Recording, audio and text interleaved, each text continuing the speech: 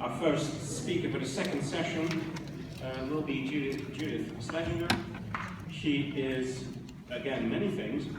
Right now she's an independent researcher, but she's also has been a clinical psychotherapist, psychology professor, crisis counselor, and perhaps most important of all, leader of her own jazz quartet. Among the many things she wrote, I must mention the Insanity Hoax, exposing the myth of the mad genius, a topic very relevant for today.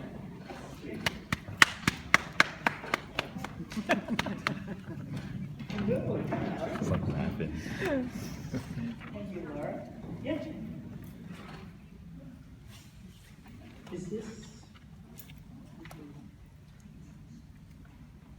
Hello, everyone. Hello. Okay. Is everybody awake? Yes. Check. Good afternoon. I am delighted to be part of this wonderful occasion in which Van Gogh has received more respect than any other so-called mad genius in history. It's gratifying to watch such dedicated and thoughtful scholars debating the true realities of his life and his mind, instead of assuming he was just another crazy artist and viewing his entire world through that narrow and distorted filter. Right. Let's begin with the plain and simple truth. The mad genius notion is about as scientific as the Rotkapia and the Loch Ness Monster. Did I do that right? The fact is, we really don't understand either creativity or madness, let alone any alleged connection between them. This is because they are intangible, theoretical concepts, slippery, subjective, and impossible to calibrate. Since neither one has a biological or chemical marker to identify its existence, they are both inherently variable, unpredictable, and dependent on the bias of the observer. Despite years of hot pursuit, they remain elusive, with no clear definition or assessment tool that everyone can agree on. This explains why we still don't know what causes great creativity or mental illness, or why some people demonstrate both while others only one. Chances are we never will. Yet mad genius advocates keep claiming they've proved a definitive link between them. The only problem is that in order to say that, they must disregard such basic scientific principles as direct observation, construct validity, reliable measurements, peer review, and quantitative evaluation.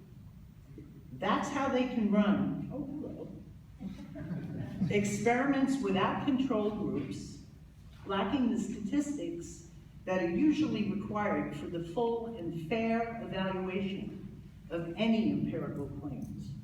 They write books without bibliographies, masking any sources or support for their bold assertions. They handpick research participants for which they serve as sole interviewer and judge, destroying any pretense of objectivity. And they invent psychiatric symptoms that nobody else ever heard of, just to serve their temporary purpose. It's a long list of flaws, which will never fit into my allotted 20 minutes, and I'm not going over, I promise. For complete specifics, please visit my book, The Insanity Hoax, Exposing the Myth of the Mad Genius. Here I can only offer a few things to think about. One is the enormous ongoing error that actually undermines the whole enterprise, yet is never acknowledged. Consider this. Even though virtually every study, I don't want any percussion with this singing here. Even though virtually every study involves white, middle-aged, English-speaking males, usually writers. Their conclusions are applied to every other creative person who ever lived, regardless of gender, race, age, nationality, or medium of expression. For instance, one author groups Winston Churchill together with Harry Houdini and Marvin Gaye, as if all creatives are interchangeable. If people would just take a moment to ponder this absurd elastic reasoning, it might stop the whole carousel right there. Then there's the popular parlor game known as the psychological autopsy. This is when long-dead geniuses are diagnosed by a single writer whose personal agenda rigs the results from the start. But once advocates have dismissed the protocols of validity, reliability, and rigorous design, they are also free to make up their own psychiatric criteria. This is how we get vague, ambiguous entities like oddness, anger at mother, and something called cosmic temperament, which they don't bother to explain, but use to diagnose all these creative people they've never met. By the way, remote evaluations of historical figures are considered unethical by the American Psychiatric Association unless strict safeguards are followed. It's likely these writers have no idea about this. Fortunately, their subjects are much too dead to protest any error or insult. In any case, with fanciful inventions firmly in mind, these forensic investigators pick through old biographies of dead geniuses in search of mental illness. Somehow, they always manage to find it. And they always will. Because they never entertain the possibility that their target artist, or writer, or musician might not be disturbed. What would be the fun in that? Given such an offhand approach to science, it's no surprise when they seek out any opinions of neighbors or family members that they can elevate to the status of legitimate clinical data, even though it's really nothing more than gossip. The autopsy method also relies on cherry-picking a target's own words without knowing their context, which, by the way, is the opposite of what went on yesterday. Such a great record of Van Gogh's own feelings. But this is normal. Okay, the autopsy method also relies on cherry-picking the target's own words and favoring the ones that express particular enthusiasm and despair to prove the presence of mania and depression. Think, if 100 years from now, someone went through your text messages, what would they make of you? Exciting. This is a posthumous playground without any rules. Just as gossip can be promoted to data, hysteria can turn into fact.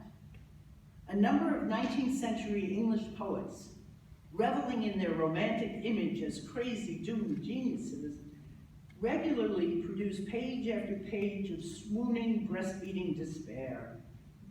Somehow this high drama becomes still more evidence of the creativity and madness link, no matter how contrived it might be. This is ridiculous.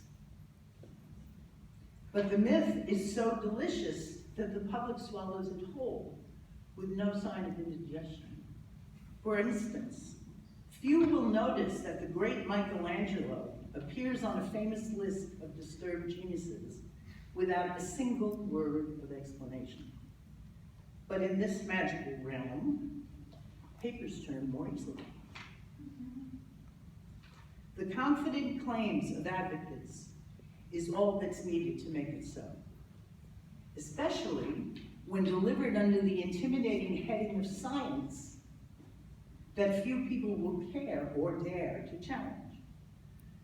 Readers are also unlikely to detect any of the field's subterfuge, like the deliberate distortion around Men of Genius, a book published by Italian criminologist Cesare Lombroso in 1895. Advocates often mention his name to establish a long and honorable pedigree for their inquiry, but never quote exactly what he said. If they did, it could contradict their boast of a century of scientific scrutiny, since Lombroso actually wrote that geniuses were small, pasty, sterile, stammering vagabonds with prominent ears, inadequate beard, and irregular teeth. But most outrageous to me as a musician is the claim in an award-winning video, no less, that one can prove a composer's mood disorder by playing one of his faster pieces next to one of his slower ones. This is worse than pseudoscience. It's ignorance packaged as truth and wrapped up in an arrogance that is simply breathtaking. Happily, the field of psychology is beginning to see the myth for what it is. One sign that the sun is finally breaking through is the definitive textbook, Creativity and Mental Illness, published in 2014 by Cambridge University Press. My invited contribution is in your symposium materials, all of you presenting experts, entitled Building Connections on Sand, the Cautionary Chapter. It carefully exposes the wobbly underpinnings of the Mad Genius Foundation, despite its elaborate camouflage. And a summary chapter includes this gratifying news, quote, with us sympathetic to Schlesinger, who denounces the mad genius stereotype. We agree that this idea has been seriously oversold. Even the symposium's own publication rejects any link between what they call unbridled creativity and madness. It could not get any clearer than this on page 18 of the hardcover book. There is no evidence whatsoever to support such a view. They're absolutely right. There isn't.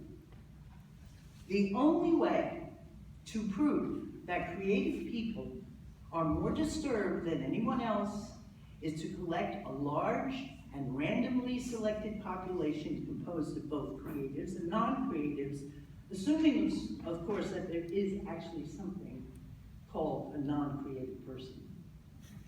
I don't know. And then run statistical comparisons of their scores on standardized assessments of creativity and mental illness. But this has never happened because such instruments do not exist. It's hard to construct a numerical scale when you can't even agree on a definition. There was a shining chance 15 years ago to gather some genuine data on this issue.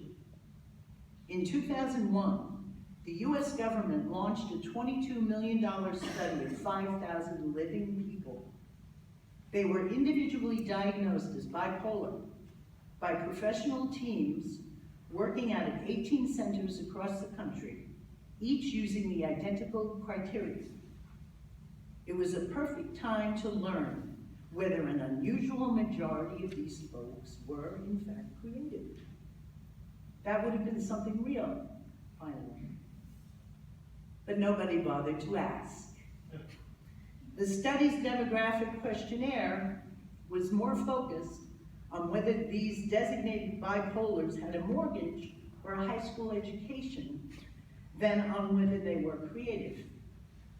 The nearest categories were baker or photographer, with no way for freelance artists of any other kind to identify themselves as such.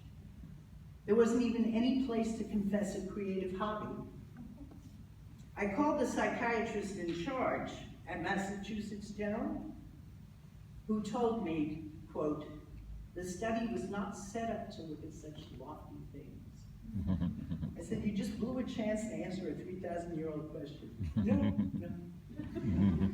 Yet few will mourn this lost opportunity, especially those who prefer the more thrilling tales of the doomed and the brilliant.